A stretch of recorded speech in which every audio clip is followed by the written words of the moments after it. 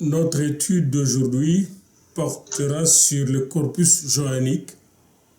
Nous appelons corpus johannique l'évangile écrit par Jean et les 3 autres épîtres. Nous savons que c'est Jean aussi qui avait écrit le livre inspiré qui s'appelle l'Apocalypse ou Révélation en anglais. Mais ce livre étant de nature eschatologique, nous lui réservons donc tout un cours sur l'Apocalypse et les livres apocalyptiques de la Bible.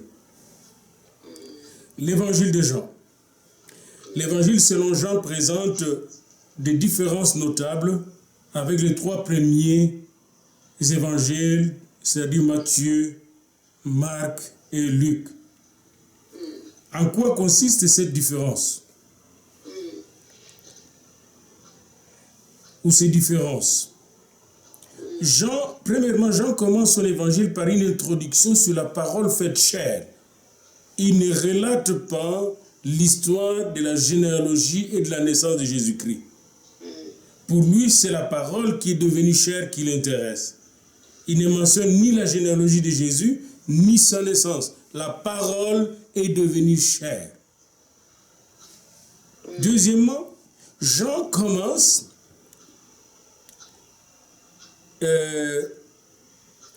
par décrire les disciples. Il commence dans son évangile son ministère. Donc Jésus, dans son livre, commence son ministère comme un disciple de Jean.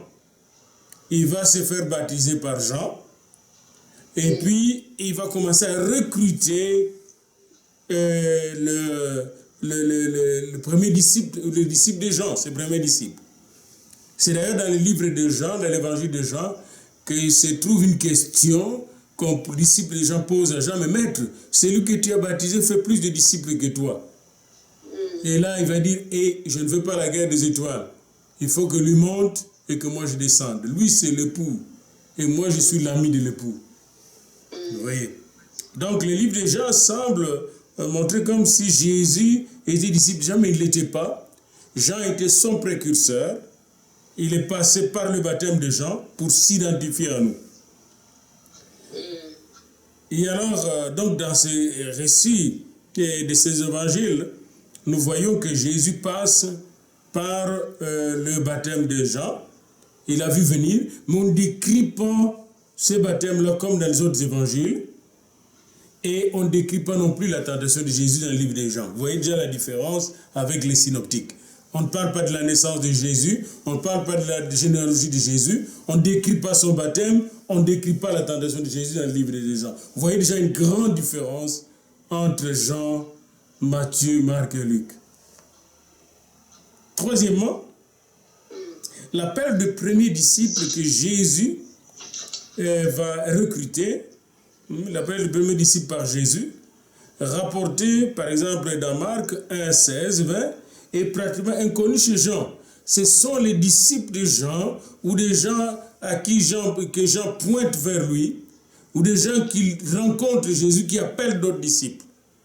Vous voyez, alors que dans les autres évangiles, on voit Jésus aller vers la mer de Galilée pour inviter ses disciples. Jean ne donne pas cette description. La parole faite chair attire les gens vers lui.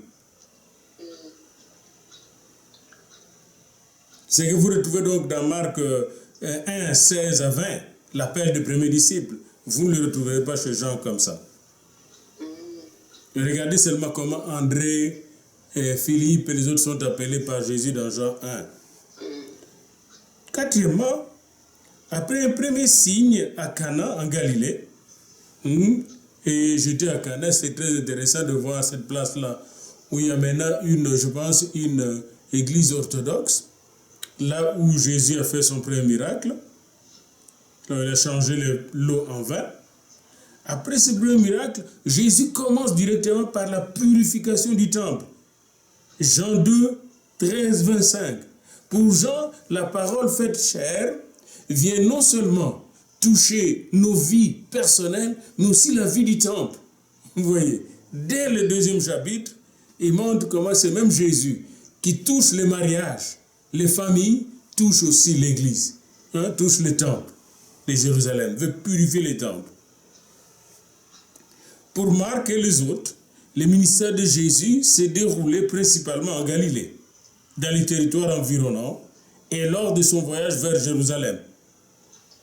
Mais maintenant, pendant la période pascale, quand vous allez vers Matthieu 16, 17, 18, même depuis 14, 15, 16, 17, 18, 19, 20, Jésus est en train de partir de la Galilée vers Jérusalem, où il va entrer, il va faire l'entrée triomphale, puis il sera arrêté pour être crucifié. Pour Jean, le ministère de Jésus se déroule principalement à Jérusalem et en Judée. Et si vous voyez où se trouve Jourdain, vous voyez le Jourdain, si vous partez du Jourdain, c'est très facile d'arriver vers Jéricho et de monter vers Béthanie et Jérusalem. Jean décrit cette partie-là du ministère de Jésus. N'oubliez pas qu'il a vécu Jean n'a pas vécu très longtemps. Donc, il a dégagé ce qu'il a vu au début du ministère de Jésus. Et Jean voit que Jésus s'est retiré de temps en temps de la ville sainte parce que les Juifs avaient résolu de le faire mourir. Jean 7, 1, 11, 54. Et Jésus qui se retire de temps en temps et puis se replie vers la Galilée et vers les environs de la Galilée pour échapper aux Juifs qui voulaient le faire mourir.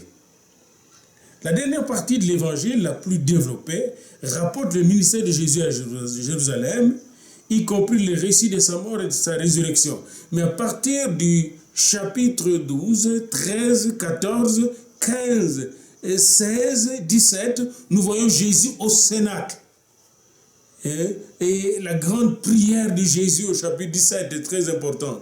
Au Cénacle, Jésus va entretenir les disciples, va leur donner des instructions très secrètes sur sa personne, sa mission et la trahison de Judas, la victoire qu'il aura sur la mort et en même temps aussi sur sa relation intime avec le Père.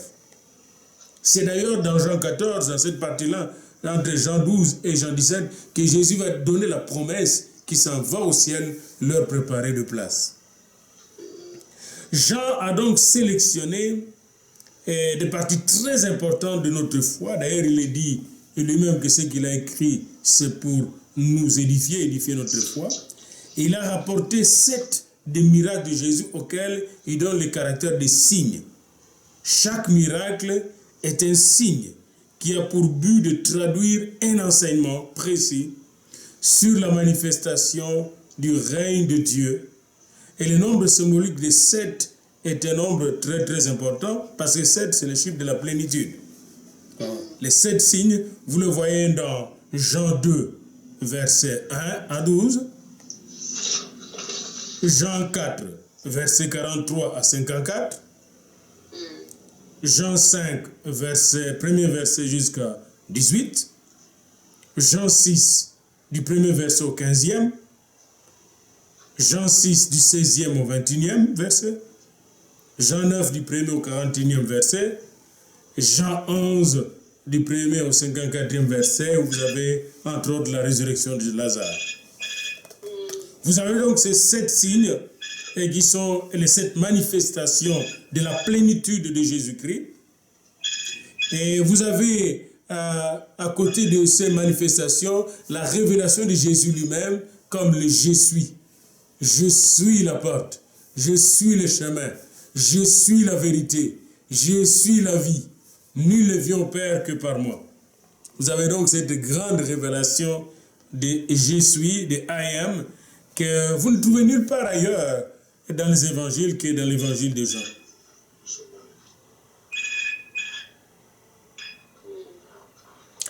L'auteur de Jean, de cet évangile, se présente en filigrane à la fin de son écrit. Jean 21, verset 24. Jean 21, verset 24, on peut le regarder ensemble. Jean 21, verset 24. Jean 21, verset 24, j'ouvre ma Bible.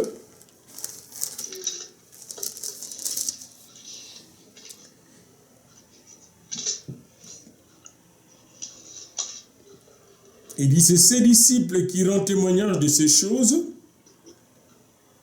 Et ses disciples, c'est celui dont Jésus a dit, cependant, Jésus donc, il a dit à Pierre qu'il ne mourrait point, mais si je veux qu'il demeure jusqu'à ce que je vienne, que t'importe.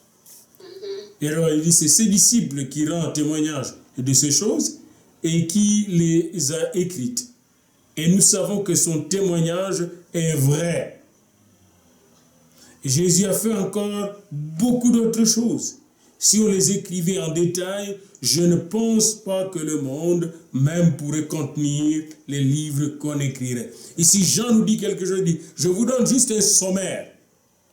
Si je vous donnais les détails de ce que j'ai vu Jésus faire, il n'y aura aucun livre. Il n'y aura pas de livre pour le contenir. C'était beau. Beaucoup.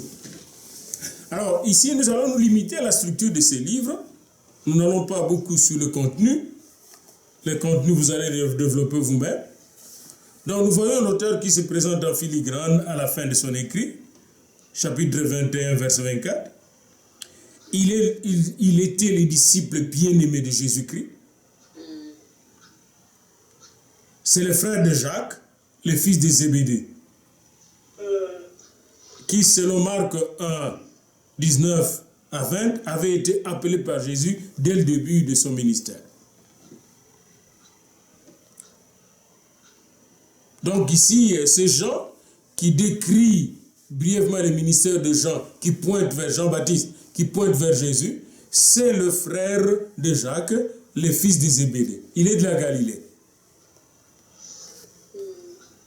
Voici donc la structure de cet évangile. Première partie de ce où, premièrement, vous avez la première section, la parole faite chair. Chapitre 1, 1 à 18.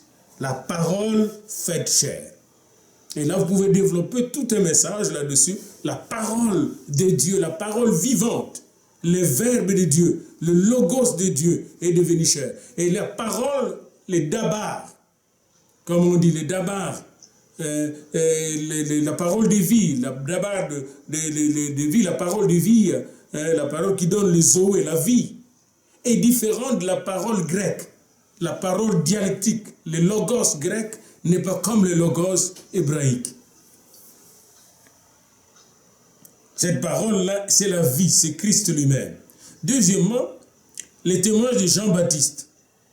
Dans le livre de Jean, nous avons un long témoignage de Jean-Baptiste et le premier disciple de Jésus-Christ. Au chapitre 1, verset 19 à 51, nous voyons Jean qui pointe son doigt vers le Messie qui doit venir. N'oubliez pas que les Juifs attendaient le Messie.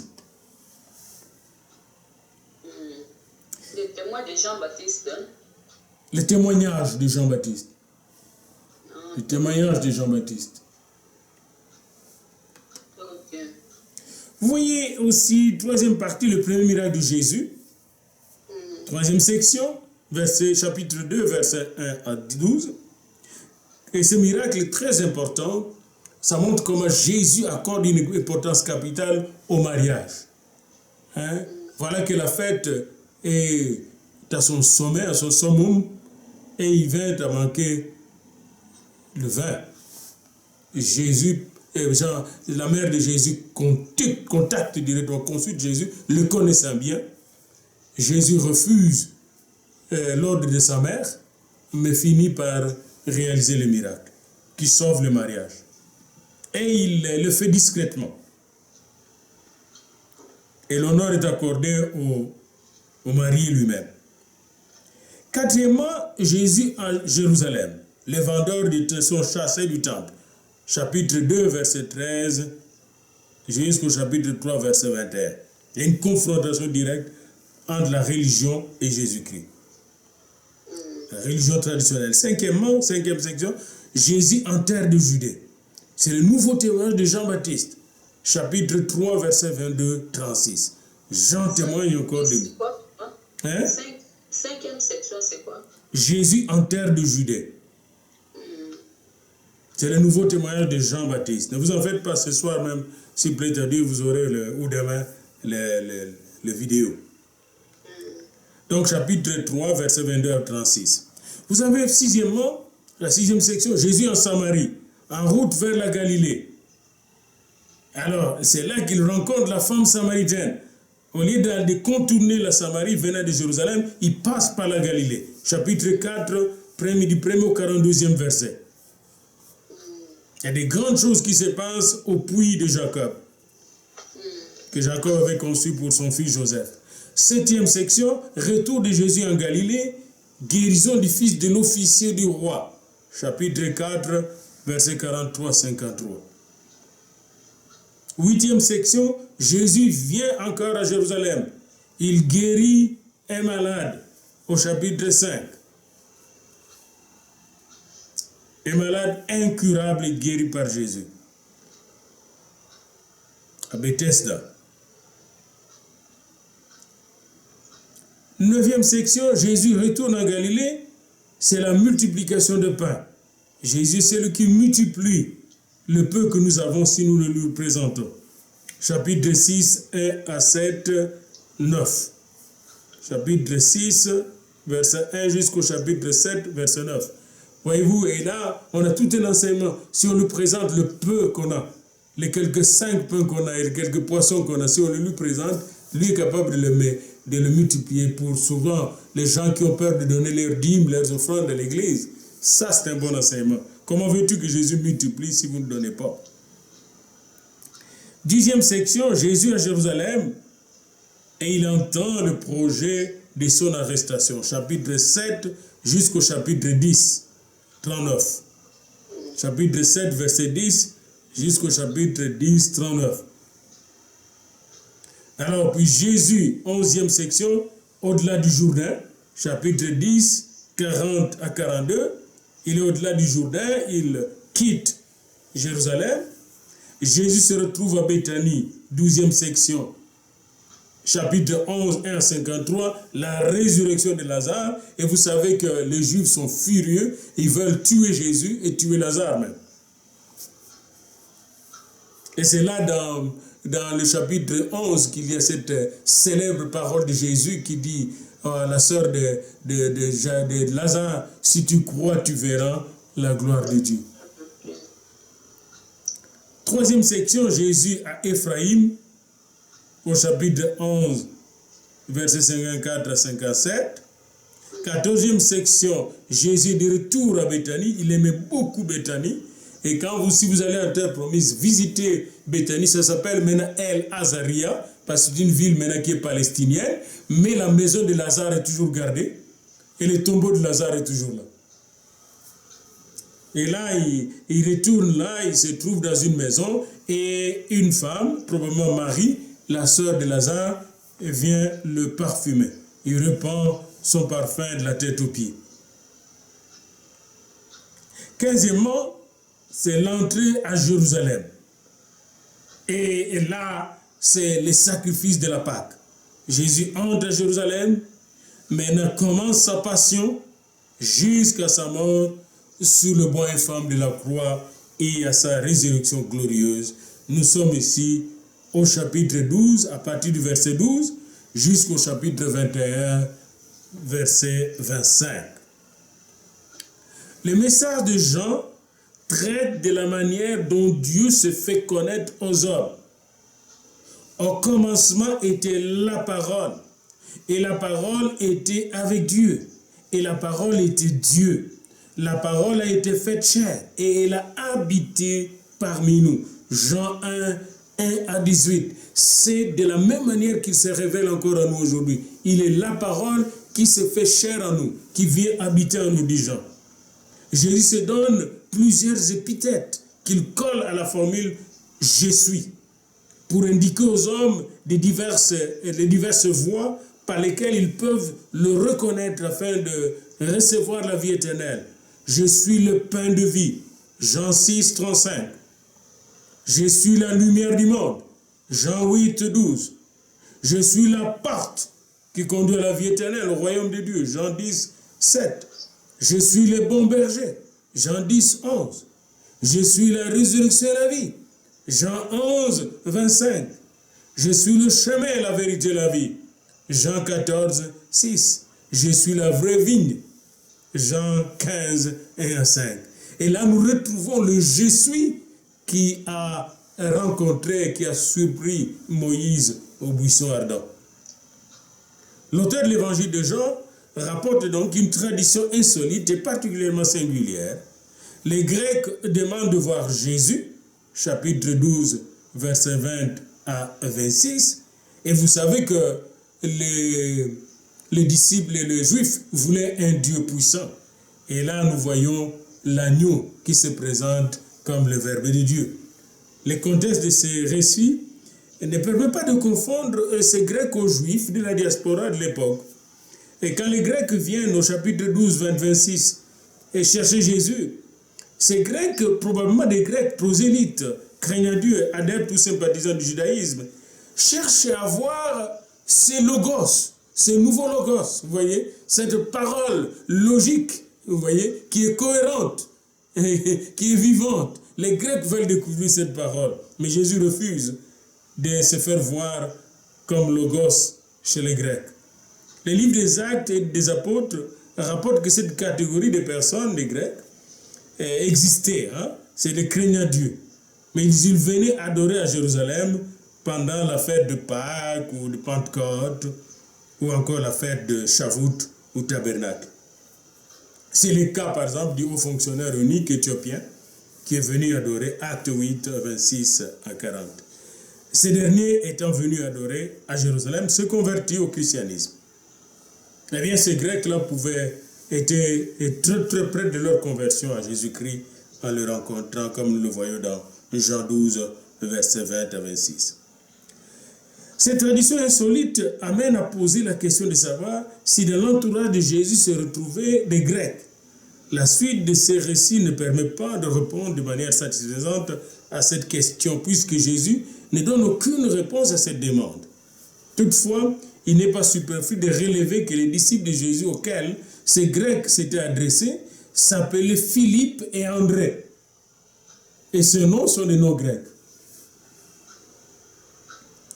Par ailleurs, l'évangile de Jean ignore l'enseignement de Jésus en parabole du fait qu'il n'en rapporte pas comme les synoptiques. Les miracles sont chez lui des signes. Toutes ces raisons militent en faveur du fait que la communauté destinataire de l'évangile johannique vivait hors de Jérusalem et des synagogues juives.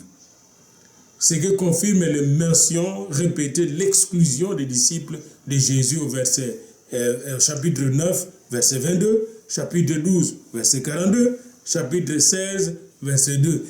Il est probable que l'évangile de Jean était premièrement adressé aux gens de la diaspora qui étaient exclus des synagogues et du temple.